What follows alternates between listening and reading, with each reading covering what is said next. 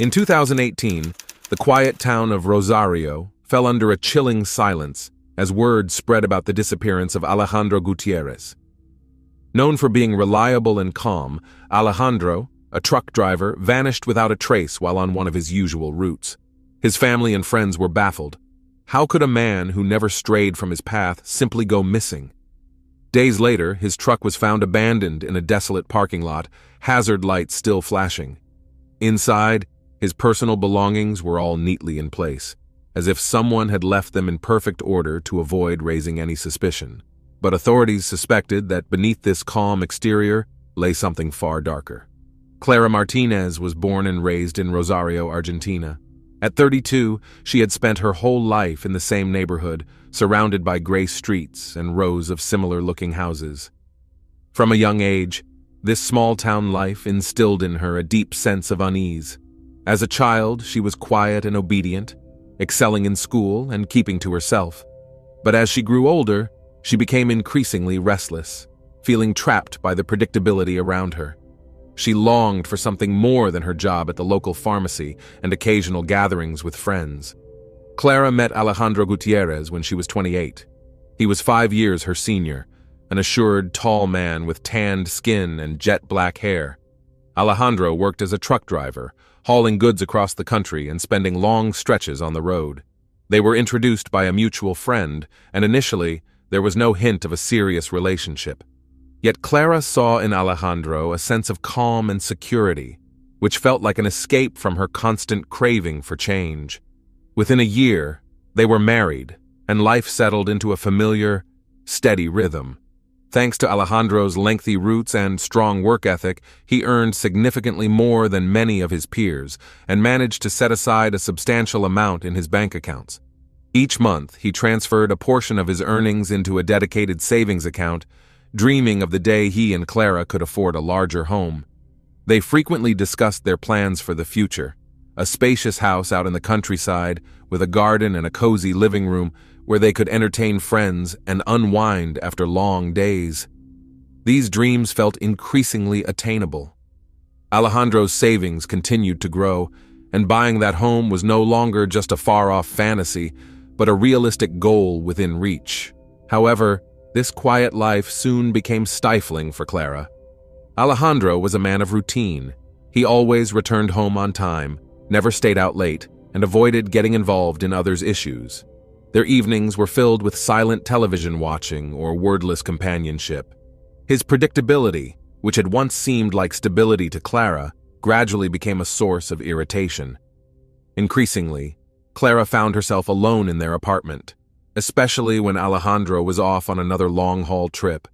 She would get lost in her thoughts and daydreams, drifting further from reality with each passing day. Clara began seeking comfort online, a place where she could find everything she felt was missing in her life. She read stories of people leading double lives, became engrossed in crime news, and followed discussions of society's darker sides. Her interest quickly morphed into an obsession. She discovered online communities where people openly shared secret desires, detailed plans, and fantasies about living beyond the law. These discussions fascinated her, drawing her in like a magnet. Meanwhile, Alejandro continued with his usual life, unaware that his wife was sinking deeper into a world of fantasies that grew darker and more vivid by the day. He stayed as calm and dependable as ever, focusing on providing stability for their family, never realizing Clara had begun to exist in an entirely different world, a world where rules and order had lost their hold on her. Neighbors noticed changes in Clara. She grew quieter, avoided conversation, and no one could quite figure out what was going on in her mind. But Clara knew she no longer wanted to be the quiet wife waiting for her husband's return. She was searching for a way out, something that could break the endless cycle and allow her to feel the thrill she had always craved. That thrill, she saw, lay in danger, in pushing boundaries, in actions that would unnerve others. Her fantasies began to extend beyond the computer screen, and she started wanting more. She imagined what it might be like to be with someone who didn't abide by the rules. She longed to feel the adrenaline she'd read about in those stories, and she couldn't hold back anymore. Clara Martinez began spending more time outside their home. She was often seen around various spots in downtown Rosario, places where it was easy to blend in with the crowd. According to neighbors, she started showing up in bars and small gatherings in obscure parts of town. No one knew what she was up to, but her absence from home was becoming noticeable. Alejandro Gutierrez continued his job as a truck driver. His work often took him away on long trips, sometimes for several days at a time. His routine involved early departures and late-night returns, a schedule he had grown accustomed to over the years. In late June, Alejandro set out on another long-haul job, planning to return home in 3 days. It was a routine assignment, delivering a shipment from Rosario to Cordoba and back. However, on the evening he was supposed to return, his truck never appeared in the driveway.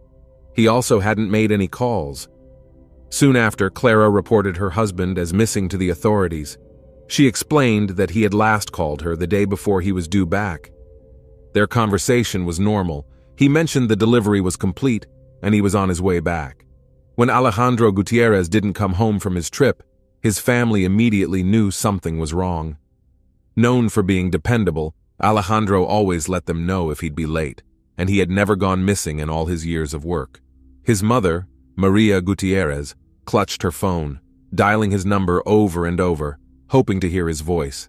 Each unanswered ring, each dropped call, felt like torment.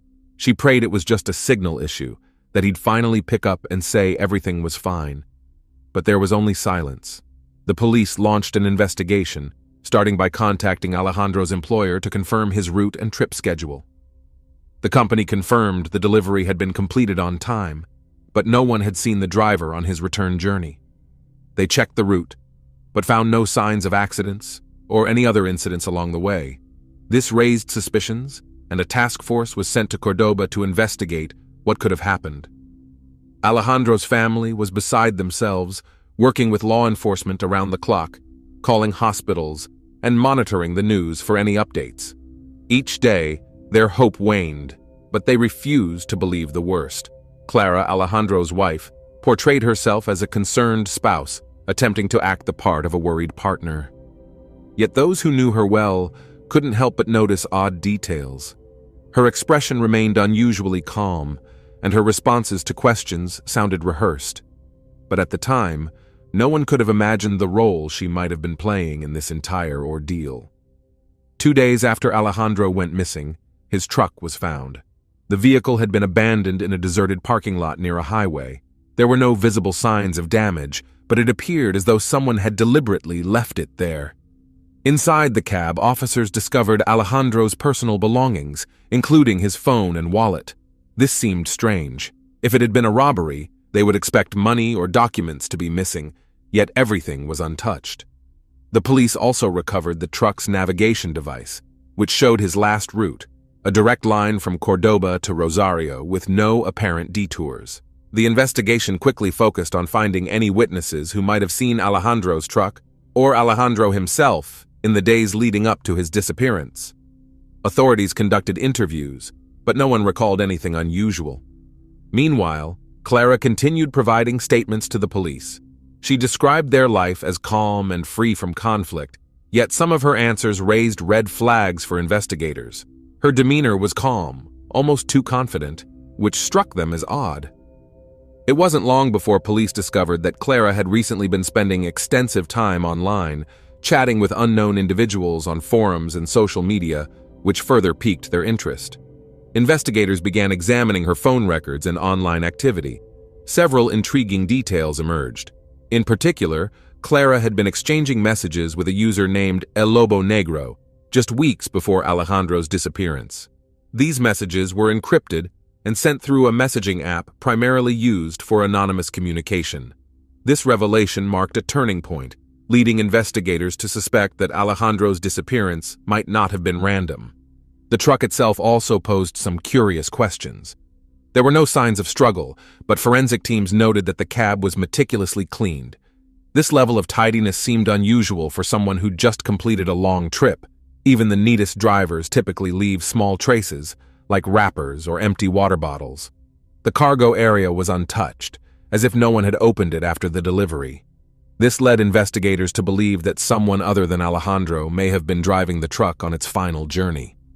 A critical lead came from surveillance footage near a section of the highway where Alejandro's truck vanished from view.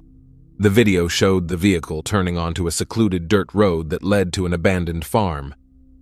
Police searched the location, but found nothing. The place appeared to have been vacant for years, with no signs of recent activity. Yet the fact that the truck had deviated off the highway raised significant suspicions. As the investigation progressed, suspicions surrounding Clara only grew. Detectives continued probing her social connections, identifying several individuals she'd been in contact with, some of whom had criminal records, adding new depth to her life outside the home. Information about El Lobo Negro remained scarce, but it was clear that this individual knew more about Clara's plans than anyone else. So far, all attempts to locate Alejandro or even understand what happened to him had turned up empty. The disappearance of his truck seemed more like a carefully orchestrated act than a random event. Every detail pointed towards something much more serious than a mere missing persons case. Investigators began focusing on theories involving criminal activity and were preparing to question Clara more aggressively, though they lacked concrete evidence of her direct involvement. The investigation into Alejandro Gutierrez's disappearance took a significant turn when detectives obtained cell tower data showing his phone's movement along a route that diverged from his planned trip. The last signal was detected in an area off the main highway on a deserted road rarely used by truckers. This raised serious suspicions and became a critical lead for further action. Police organized a search in the area, meticulously combing through nearby land. Soon, they found tire tracks matching Alejandro's truck model, leading them to an abandoned warehouse on the outskirts of town. From the outside, the building appeared to be an empty, long-abandoned structure, but investigators noticed fresh tire marks and boot prints, indicating recent human activity. Inside the warehouse, officers made grim discoveries. They found a large red cloth on the floor, similar to a tarp, stained with dark spots that appeared to be blood. Police collected it for analysis and also located several plastic containers that smelled like gasoline or something similar. These findings intensified suspicions that the site may have been used to prepare for or conceal something serious. Forensic analysis soon confirmed that the stains on the cloth were indeed blood, and it matched Alejandro's. This breakthrough made the investigation more urgent and led detectives to focus on the possibility of a violent crime. At the same time, police began gathering witness statements, reaching out to Alejandro's friends and co-workers to reconstruct his last days before he vanished. Meanwhile, detectives continued monitoring Clara's bank accounts and devices. On one of her social media accounts, they discovered exchanges with a user named El Lobo Negro. Their conversations were carefully worded, but fragments of their discussions hinted at more than a friendly chat. Some messages appeared to be encrypted, containing references to meetings and transactions that raised suspicions. Investigators began to suspect that Clara might be involved in illegal activities. As investigators dug deeper into the messages, it became clear that El Lobo Negro had access to specific details about Alejandro's routes. In one of the exchanges, he mentioned a time and location that matched Alejandro's last registered trip. Police suspected this was no coincidence and submitted formal requests to uncover the identity behind the alias. Meanwhile, the pressure on Clara intensified. She continued to insist she had no knowledge of her husband's whereabouts and was not connected to his disappearance. Her story remained consistent, but detectives noticed subtle discrepancies. During interrogations, they repeatedly circled back to details she seemed intent on glossing over. Clara maintained her composure, yet it became evident that her version of events wasn't aligning with the facts investigators were uncovering. A few days later, the police received another unexpected lead. A witness who worked at a gas station near where Alejandro's truck was found remembered seeing the vehicle shortly before it vanished. He reported that a man was driving, but a woman sat beside him who matched Clara's description. This statement significantly shifted the investigation, as it now suggested Clara might have been in the truck that night. Investigators turned their attention to the financial records of the Gutierrez family. They soon uncovered a series of unusual transactions. In the months leading up to Alejandro's disappearance, Clara had transferred large sums of money to accounts registered under fictitious names. These funds were then moved into anonymous wallets, making them challenging to trace. This method is commonly used to conceal illicit income or pay for services off the grid, which attracted the attention of financial experts working with law enforcement. During one of Clara's interrogations, investigators presented her with photos of the warehouse and the results of blood analysis on the tarp they had found. Clara tried to keep her composure, but it was clear her nerves were fraying. She continued to insist that she didn't know what had happened to her husband. Detectives decided to ramp up the pressure, showing her additional evidence, though they hadn't yet obtained a confession. Meanwhile, efforts to identify El Lobo Negro were ongoing. Within days, investigators traced the account to a user on a popular forum in the dark web. It led them to Diego Pereira, a man previously convicted of fraud and theft. He was familiar to law enforcement, though he hadn't been on their radar for some time. This time, the trail led directly back to him, and soon after, Diego was arrested for questioning. During his interrogation, Diego initially refused to cooperate, but after several hours, he changed his approach. He admitted to messaging Clara, but denied involvement in her activities. However, his phone records and GPS data showed he was near the abandoned warehouse on the day Alejandro went missing. Investigators began forming a theory that Clara and Diego may have been conspiring to remove Alejandro for personal gain. But at this stage, they still lacked solid proof. Meanwhile, investigators revisited the issue of the gasoline containers found at the warehouse. Forensic experts discovered fingerprints on the caps that matched Diego's, further linking him to the scene. Despite this, crucial questions remained. Where was Alejandro now, and what exactly had happened after his last call to his wife? Police continued gathering evidence, inching closer to the truth. Clara and Diego remained the primary suspects, but without a confession or a decisive witness, closing the case was challenging. Investigators sensed they were close, but knew one misstep could jeopardize their chance of solving it.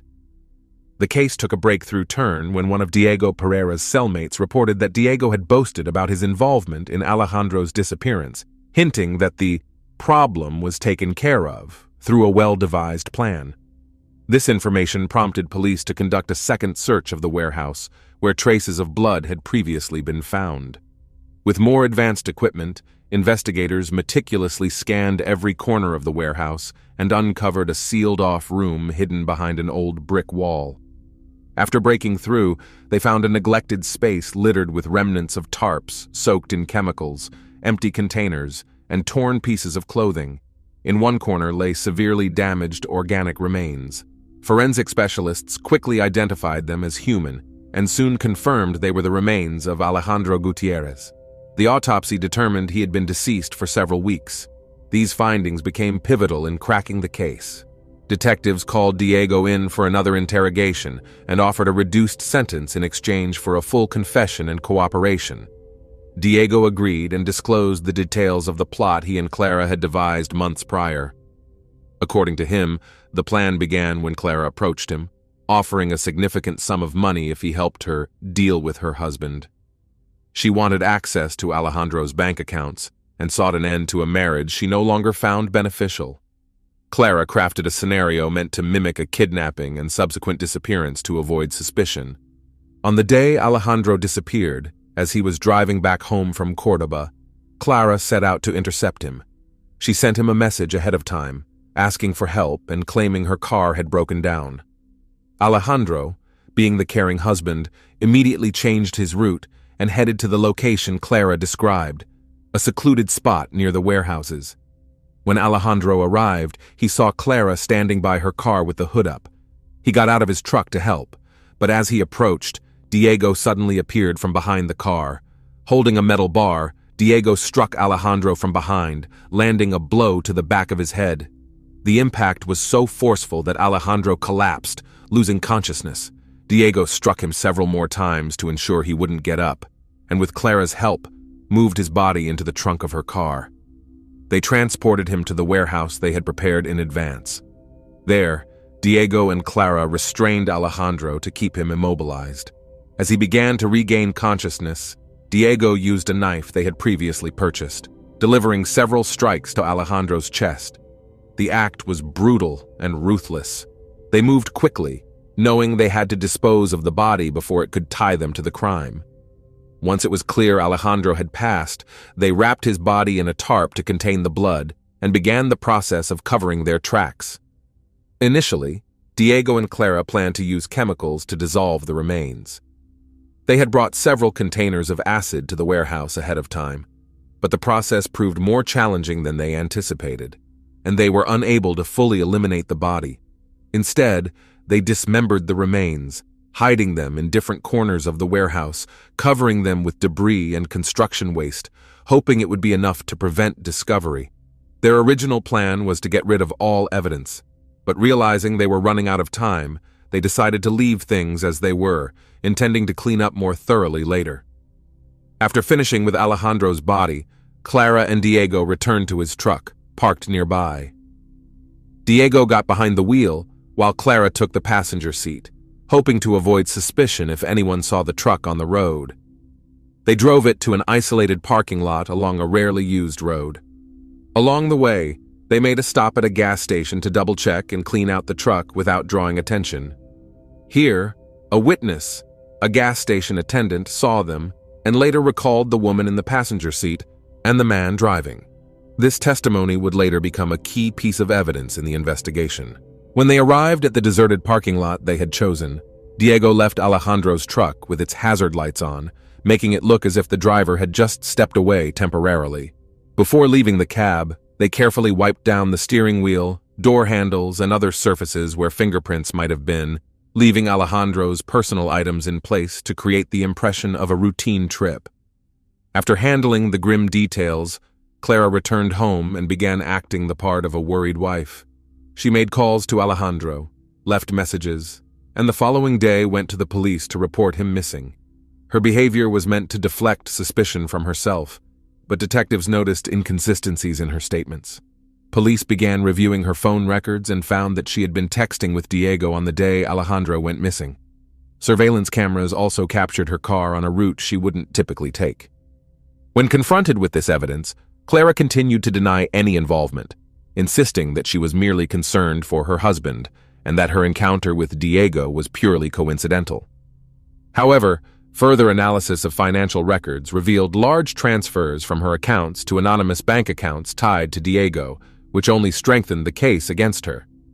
During the trial, prosecutors presented a comprehensive timeline, supported by witness testimony, surveillance footage, financial transactions, and Diego's confession. They demonstrated that Clara was the mastermind behind the plot leading to Alejandro's tragic end. She had conceived the plan, funded it, and coordinated Diego's actions to stage Alejandro's disappearance. Diego carried out her instructions, but his confession laid bare the full details and clarified each person's role. In the courtroom, Alejandro's family and loved ones looked on at the defendants with expressions of anger and heartbreak. Alejandro's mother, Maria, sat with her hands clenched, tears welling up in her eyes. She tried to look straight ahead, but her gaze kept faltering, as if afraid to fully confront the truth. Each time the prosecutor recounted the details of what had happened to her son, her face twisted in pain she couldn't hide. Alejandro's sister, Rosa, couldn't contain her sobs as the prosecutor read the details of the plot orchestrated by Clara and Diego. The prosecution's words were heavy and harrowing. As the prosecutor laid out the events, detailing how Clara manipulated and schemed to eliminate her husband, her family's faces twisted in horror. They struggled to believe that a woman they thought they knew could be capable of such cold-hearted betrayal. Their minds flashed back to moments when Clara had sat beside them, pretending to share in their grief, and the realization shattered their hearts. The court sentenced Clara Martinez to life in prison without the possibility of parole for orchestrating the crime, conspiracy, and destruction of evidence. Diego Pereira, who cooperated with the investigation and provided testimony, received a 25-year sentence with a possibility for reduced time based on behavior.